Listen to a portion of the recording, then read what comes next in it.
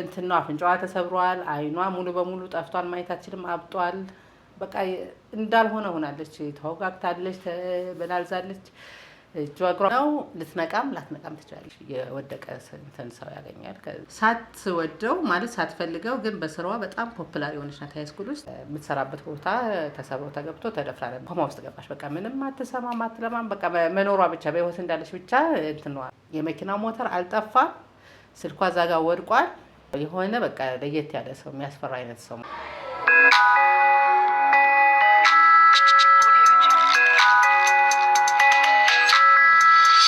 ሰላም ጤና ይስጥልን። የተወደዳችሁና የተከበራችሁ የሌጀንድ ቲዩብ ተከታታዮቻችን እንደምን ሰነበታችሁ? እንግዲህ በሌጀንድ ቲዩብ የተለያዩ ለእናንተ አስተማሪ የምንላቸውን ቁም ነገር አዘል ነገሮችን ወደ እናንተ እናደርሳለን። እንግዲህ ከዚህ ቀደም አንዳንድ የወንጀል ታሪኮችን ከኛ ሀገር ጋር በማጣጣም ለኛ እንዲሁም ደግሞ ሌላ ሀገርም ሆነው ለሚያዩ ለወዳጅ ዘመዶቻችን በያሉበት ራሳቸውን እንዴት ካደጋ መጠበቅ እንደሚችሉ ያው ብዙ ጊዜ ታሪክ ስንሰማ እውነተኛ ታሪኮች ለኛ ማስተማሪ ናቸውና ነገ በእኛ ላይ እንደማይደርሱ ምንም አይነት ዋስትና የለንምና እንደዚህ አይነት ነገሮችን ለኛ ይጠቅማሉ ያልናቸውን ወደ እናንተ እናደርሳለን። እንግዲህ እስከ ፕሮግራማችን ፍጻሜ ድረስ አብራችሁን ትቆዩ ዘንድ ከወዲሁ እየጋበዝን እንኳን ደህና መጣ።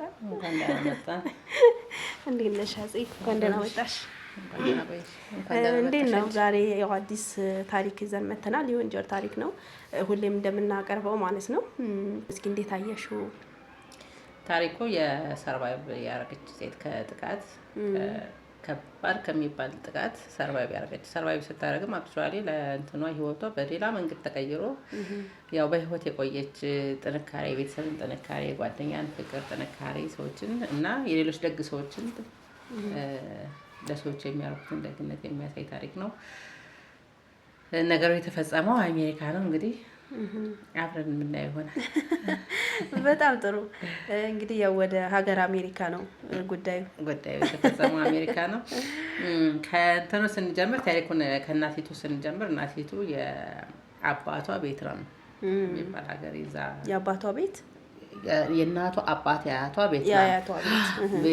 ቬትናማውያን ናቸው። እሺ ከቬትናም እናቷ አባቷ ወደ ማሌዥያ እናቷ ልኳት ልጅ ያለች የተሻለ ህይወት እንድትኖር ወደ ማሌዥያ ልኳት፣ ከማሌዥያ ደግሞ ወደ አሜሪካ የገባች እናት ነው ያለቻት እና በጣም ሰርቫይቫል ናት፣ ታጋይ ናት፣ ጎበዝ የምትባል እናት ናት። ሌላም ታናሽ እህት አለቻት። አብረው ሶስቶቹ በቃ የማይነጣጠሉ ቤተሰቦች፣ በጣም ጥብቅ የሆነ ቁርኝነት ያላቸው ቤተሰቦች ናቸው። እና እቺ ልጅ ባለ ታሪኳ በጣም ጎበዝ ገና የ18 ዓመት ልጅ የነበረች በእነሱ ሃይስኩል ግራጁዌት ልታረግ ወራቶች የቀሯት ልጅ ነበረች፣ ችግሩ ሲደርስባት ማለት ነው።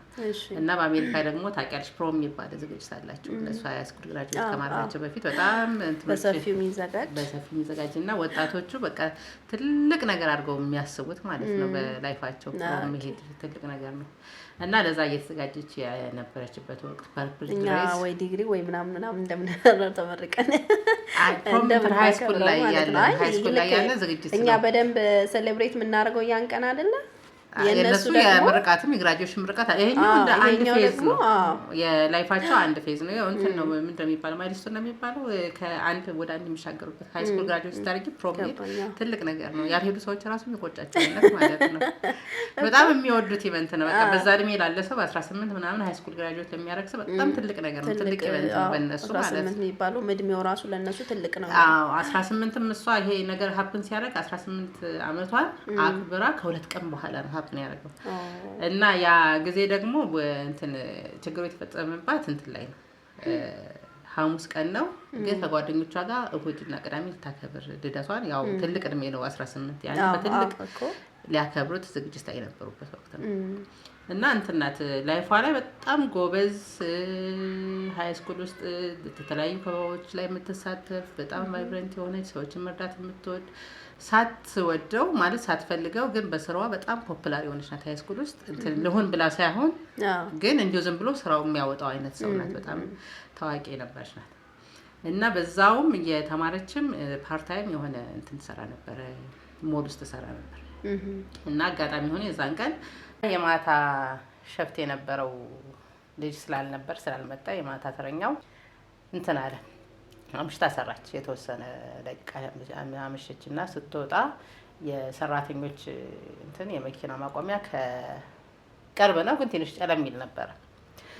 ሶ ጨለም ስለሚል ለጓደኛዋ ደወለችላት። ምን አይነት ልምድ አላቸው እርስ በርሳቸው እንዲህ አይነት ነገር ሲገጥማቸው የመደዋወል የመረዳዳት እንትን አላቸው። የሚሆነው ለምንድን ነው ይሄ የእሷ እንትን ከመፈጠሩ ከ10 ወር በፊት አንድ የ62 ዓመት እንትን የህፃናት ማቆያ የምትሰራ ሴትዮ ተደፍራ ነበር። እዛው ከጠዋቱ 2 ሰዓት ላይ የምትሰራበት ቦታ ተሰብሮ ተገብቶ ተደፍራ ነበርና እንትን አለ። ሴኩሪቲ ካሜራ ፊገሩን አይቶታል።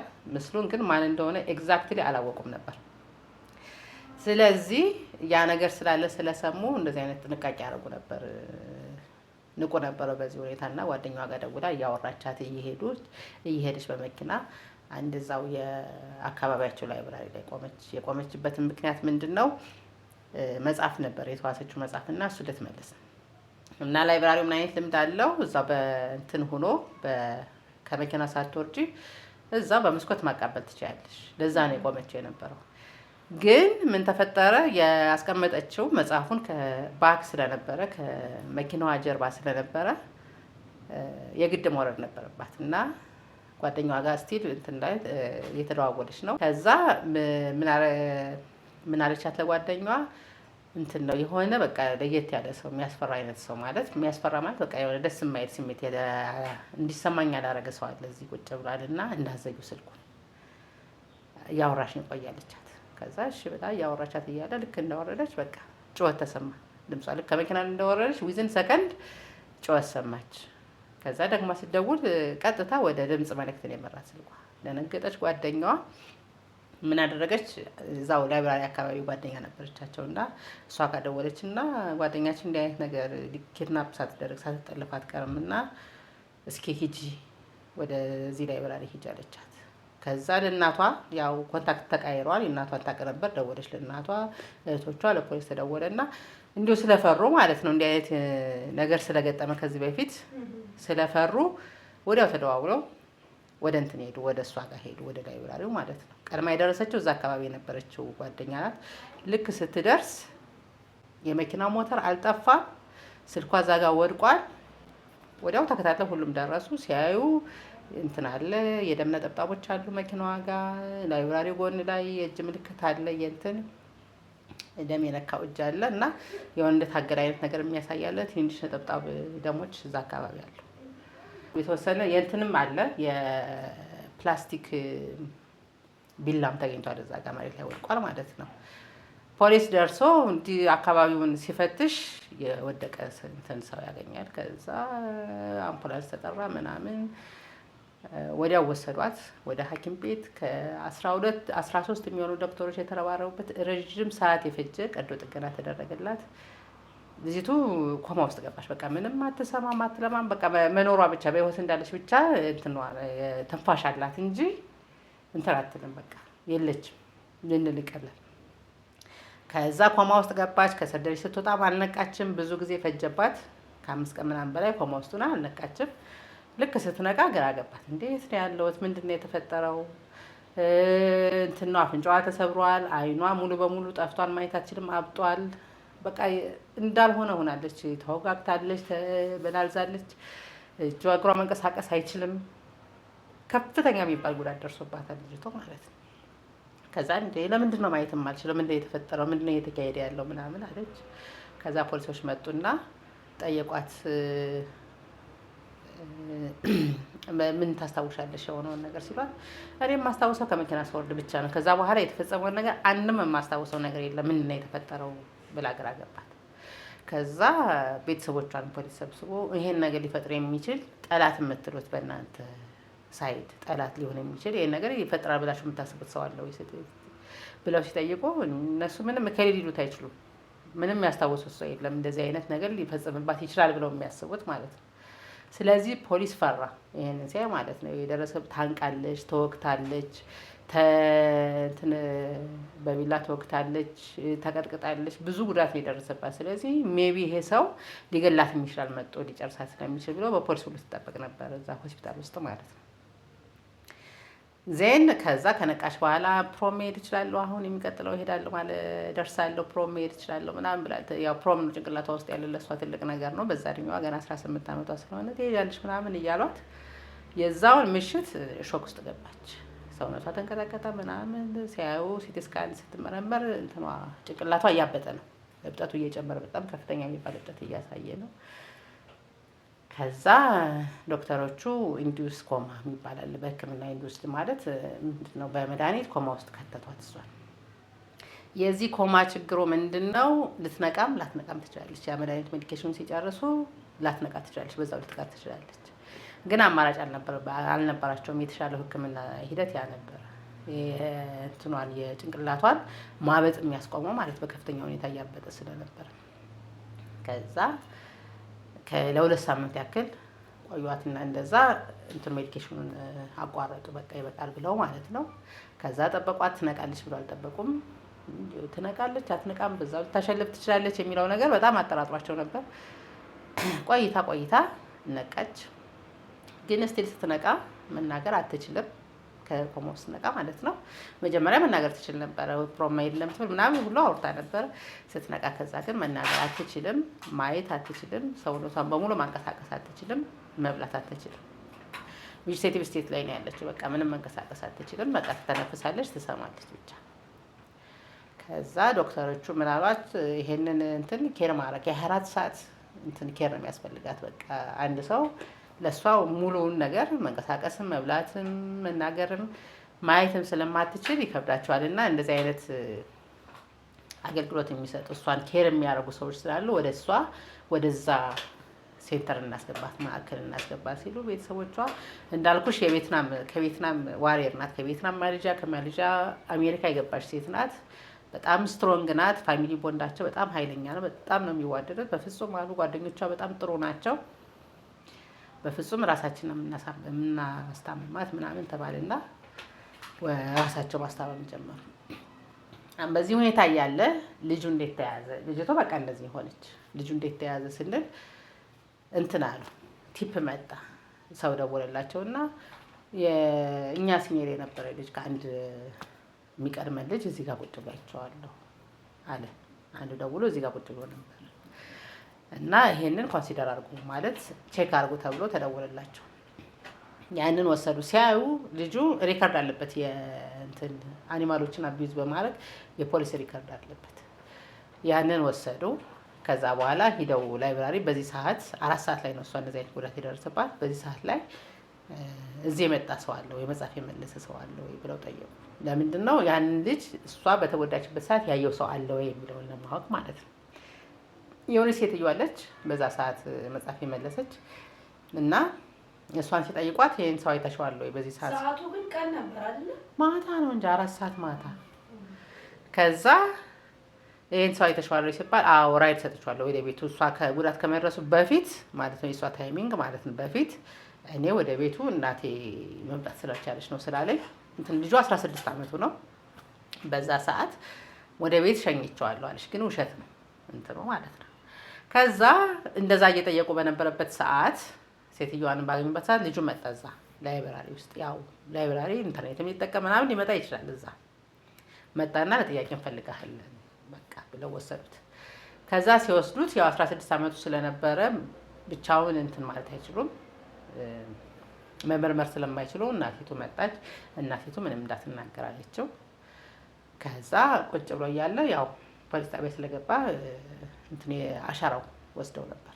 ከዛ ከቢላው አሻራ ጋር ሲያመሳስሉት ማች አድርገ የልጁ አሻራ ይችን ተጠቂዋን ደፍሯታል። ማነቅ ብቻ ሳይሆን ደፍሯታል፣ አንቋታል፣ ወቅቷታል። ስለዚህ ዲኤንኤው እንትን አለ፣ ሳምፕል አለ። ከዛ ደግሞ ከ10 ወር በፊት የደፈራ ሴትዮ ዲኤንኤ ጋር ማች ሲደረግ ሁለቱ ማች አለ። ስለዚህ ሰውየው ያንንም ወንጀል የፈጸመው የደፈራት ያችን ሴትዮ እሱ ነው። እችንም የደፈራትም ያነቃትም ኦልሞስት ሊገላት የነበረ ያው ገሏታል ሊባል ይችላል። ሊገላትም የነበረው ሰው ይሄ ነው። ከዛ ታሰረ። ያው እንትን ማለት ነገሮች ሲቀርቡበት እሱም አመነ፣ ታሰረ። ከዛ በሁለቱም እንትን ላይ በሁለቱም ክስ 65 ዓመት በጥቅሉ ተፈረደበት። ይሄ 65 ዓመት ከተፈረደበት በኋላ ያው ልጁ ገና 16 ዓመት ስለሆነ ይግባኝ ተጠየቀና ፍርዱ እንዲቀንስለት ማለት ነው።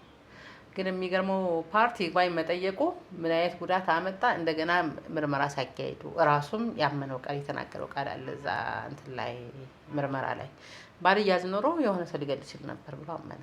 የሆነ ሰው የሆነ ባልያዝ ኖሮ የሆነ ጊዜ የሆነ ሰው መግደል አይቀርም ነበር። በቃ ሰውነት ውስጥ የተሰራጨ እንትን ምንድነው መጥፎ አይነት ስሜት አለው ማለት እንደዚህ አይነት ነገር ማድረግ እሱ እርካታው ነው።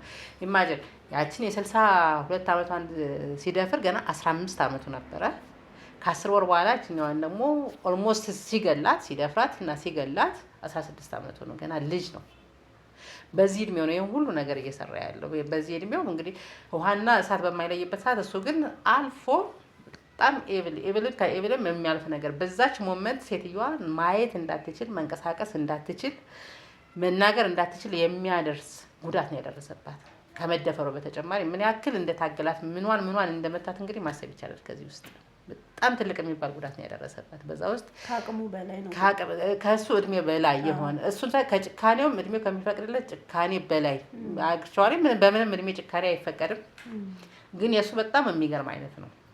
በቃ ይሄ ለሶሳይቲው ዳንጀር የሚባል ዳንጀር ነው እና ይሄንን ፍርድ ሲያዩ እዛ የተሰበሰቡ ዳኞች እንዲያውም አንሷል ይሄ ትንሽ ነው ብለው ከ65 ወደ እድሜ ልክ ጨመሩለት። ምክንያቱም 65 ሲደመር 16 ብትይው ኦልሞስት ወደ 70 ምናምን ዓመት ይወጣ ነበረ። እስከዛ መቆየት ከቻለ እድሜ ልክ እስራት ፈረዱበት። አሁን የእሱ እንደዚህ ተቋጨና እሷ ከዛ ከወጣች በኋላ ያለው ደስ የሚል ፓርት የተሻለው ፓርት ምንድን ነው? ከሆስፒታል ወጣች። ቤተሰቦቿ በጣም ጠንካራ ናቸው። እህቷ፣ ጓደኞቿ ኢቭን ጓደኛዋ ፕሮም ያው ትልቁ ነገራቸው ፕሮም ነው። ፕሮም በምትሄድበት ድሬስ አፕ አድርጋ ተቀባብታ ሜካፓ ምናምን ፕሮም ቀርታ እሷ በሌለችበትማ እዛ አልሄድም ብላ እሷ ጋር ነው ያሳለፈችው። ይሄ ፕሮም ለእሷ ለስፔሻሊ ለዚች ለተጎጂዋ ቤተሰብ ትልቅ ነገር ነው። ምክንያቱም የቬትናም ስደተኛ ናቸው። በፋሚሊያቸው ታሪክ በቤተሰባቸው ታሪክ የመጀመሪያዋ አሜሪካ ውስጥ የአሜሪካን ፕሮም የምትካፈል የመጀመሪያዋ ነበረች። እናቷን በጣም ጓጉታ ነበረ። ያው ቀረ፣ ግን ያው ያለፈው ነገር እንትን ይበልጣል። ከዛ ብዙ ቴራፒዎች ስፒች ቴራፒ፣ ፊዚዮቴራፒ እየወሰደች ትንሽ ድምጽ ማውጣት ጀመረች። ድምጽ ቃል ማውጣት ጀመረች። ጭንቅላቷን ማነቃነቅ ጀመረች። ይሄ ትልቅ ስኬት የሚባል ስኬት አገኘች ማለት ነው። ከዛ በዛው እንትን ውስጥ እያለች እንደዛ ብዙ ቴራፒዎችን ስለምትወስድ ከአንዱ ዶክተሯ እንትን ጋር ወንድም ጋር የሃይስኩል ነበር ያኔ እሷ እንደዛ በምትወስድበት ሰዓት ማለት ለብዙ አመት ነው 26 አመቷ ሆኗል በዚህ ጊዜ ማለት ነው። ከ18 26 ኦልሞስት 8 አመት በኋላ ፕሮም እንድትሄድ ኦፊሻል የሆነ ጥያቄ ጠየቀ። ፕሮም ዴቷ እንድትሆን ማለት እሷ እንድትሆን ፕሮም አብራው እንድትሄድ ጠየቃት። የሃይስኩሉ የዚህ የዶክተሯ ወንድም ማለት ነው። እንትን ፒንክ የሆነች ቴዲ ቤር አሻንጉሊት ይዞ በስነ ስርዓት ጽፎ ፕሮም ዴቴ እንድትሆኝ ፕሮም ይዤሽ የሚሄድ ጓደኛ እንድትሆኝ ይፈልጋል ብሎ ጠየቃት። ኮሚቲ እንትን ያ የተዘጋጀው ልብስ አለ አይደል ፐርሰን ድረስ ያልተለበሰው እሱ እንደገና ሪዲዛይን ተደረገ። ሜካፕ አርቲስቶች በነፃ ሜካፕ ሰሯት። ከዛ በኋላ ፕሮፐርሊ እንትን የሞተር ሳይክል ስኳድ አጅቧት ምናምን ፕሮም ሄደች፣ ተካፈለች። በሞራሏ በጣም ጥሩ ነው። በጣም ደስ አላት። ሰው እንትን ኒውስ ከቨሬጅ አግኝቷል። የሄደችበት ኒውስ ከቨሬጅ አግኝቶ እና በጣም በቃ ስትሮንግ የሆነ የእሷም ቤተሰቦች እህቷ፣ ጓደኞቿ፣ እናቷ ስፔሻሊ በየአመቱ $70,000 ነው የምታወጣ የሕክምና ወጪ። ከዛ ውስጥ ኢንሹራንስ የሚሸፍነው 1/3 ብቻ ነው። ያን ሁሉ እየሰራች ለእሷ 24 ሰዓት ኬር እያደረገች እስካሁን ድረስ በጣም ስትሮንግ የሆነች እናት አለቻት። እህቷ፣ ጓደኞቿ፣ ዶክተሮቹ በጣም አሁን እንትን ነው ፊቷ ላይ የሚታየው። ይሄ መናገርም ባትችል እንትን ማየትም ባትችልም መንቀሳቀስ ባትችልም ግን አላይብ የሆነ ፊት አላት። በቃ ደስ የሚል ፊት ያላት በጣም ፖዚቲቪቲ ያላት ልጅ ሆነች እና ለኮሚኒቲው ከዚህ ምን ያሳይሻል? አሁን አንድ ኤብል አለ በዚህኛው ሳይድ፣ በዚህኛው ደግሞ እንትን አለ ጥሩ ሰው አለ በተጓዳኝ ማለት ነው። ይሄ ፕሮም የወሰዳት ልጅ አብሮ ሄዱ። በጣም ጓደኛዋ ነው ማለት ፍቅረኛ ሳይሆን ኖርማል ጓደኛ ነው። አብሮ ፊልም ያዳምጣሉ። ያው ማየት ስለማትችል መጽሐፍ አብሮ ያነባሉ። እንደ ጓደኛ ናቸው። እንደውም ዶክመንተሪ እየሰራ ነው የእሷና የእሱን ጓደኝነት በተመለከተ ፔጅ አላት እንትን ዌብሳይት ፔጅ አላት። እዛ ላይ ስቶሪዋን ትጽፋለች፣ ስትራግሏን ትጽፋለች እና ይሄን ይመስላል። እና በጣም ጎበዝ የሆነች ሰርቫይቨር፣ በጣም ፖዚቲቪቲ ያላት እህቶቿ ጓደኞቿ የሚደነቁ ግን የላይፍ አጋጣሚ በጣም የሚገርምሽ ዊዝን ሰከንድ ሁሉ ነገር ከነበረ ኮምፕሊትሊ ወዳልነበረ ነገር በዛ ላይ ደግሞ እንደዚህ አይነት የሚቀየር በዙሪያሽ ያሉ ሰዎች ከምንም በላይ ከበሽታው አስተማሚ የሚባል እኮ ይሄ ነው። በዙሪያሽ ያሉ ሰዎች አሁን እሷን በሞራል በመንደግፈዋት ከምንም በላይ በተለይ ለታመሙ ሰዎች የሞራል ድጋፍ ትልቁ ነገር እና እዚህ መድረሷ ራሱ ያን ቀን የምትጓጓለትን ቀን ራሱ አለፈ ብላ በድጋሚ ማግኘቷ ራሱ ለሷ ትልቅ እድል ነውና አንዳንዴ ያው ሰዎች በአእምሯቸው ላይ ብዙ ነገር አለ። ይሄ ጉዳት ድርጊቱ አንድ የረሳሁት ነገር ልንገርሽ። በዚህ አእምሮ ጉዳት በሚለው ምን ትዝ አለኝ እንትን ሂሪንግ ላይ የሂሪንግ ማለት ፍርድ ቤት በነበረው ሂደት ላይ እሷ አልተገኘችም ነበር። እንትን ውስጥ ኮርት ውስጥ አልገባችም። እናቷ እንድትገኝ አልፈለገችም። ለምን እሷ ብትገኝ በዛ ስቴት ሆና ራሷን መንቀሳቀስ መናገር ማየት በማይችልበት ሁኔታ ብትሄድ ፍርዱ ወደ ሞትም ሊሻገር ይችላል። እንትኖች ላይ ዳኞች ላይ የሚፈጥረው ተጽዕኖ ትልቅ ነው። ግን እናቲቱ ከዚህ ተጽዕኖ ይልቅች ሴትዮ ገና እንትና ትራማ ውስጥ ነው ያለች። ይሄንን የሆነባትን ሁሉ ብታቅና ብትሰማ ሞራሏ ጥሩ ነገር ነው ያደረጉላትና እንግዲህ ያው ከዚህ ታሪክ ብዙ ነገሮችን እንማራለን። ውድ ተመልካቾቻችን ያው ከታሪካችን እኛም ተምረናል። እናንተም ደግሞ ብዙ ሰዎች በተለያዩ ነገር ሰውን የታመመም ሰው ሊሆን ይችላል በሞራል ከምንም በላይ የደገፏት ነገር በሞራል ይበልጣልና እንግዲህ ያው ለእናንተ ተማሩበታላችሁ ብለን ነው ወደ እናንተ ያደረስነው ተመልካቾቻችን። እኛም ብዙ ተምረንበታል። እናንተም ደግሞ ሀሳብ አስተያየታችሁን ኮሜንት ላይ ያስቀምጡልን። በድጋሚ በሌላ ፕሮግራም እንገናኛለን። ሰላም ቆዩ።